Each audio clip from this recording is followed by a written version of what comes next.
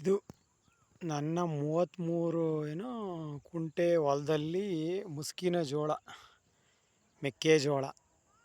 ಮೆಕ್ಕೆಜೋಳದ ಇದು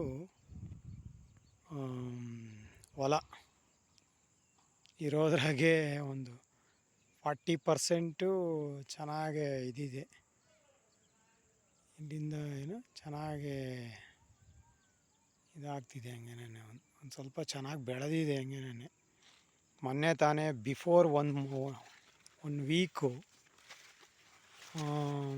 ಇದು ಏನೇಳು ಬಿಫೋರ್ 1 ವೀಕು ಯೂರಿಯಾ ಒಂದು 50 kg, ಕಾಂಪ್ಲೆಕ್ಸ್ ಒಂದು 50 kg ಹಾಕಿತ್ತು.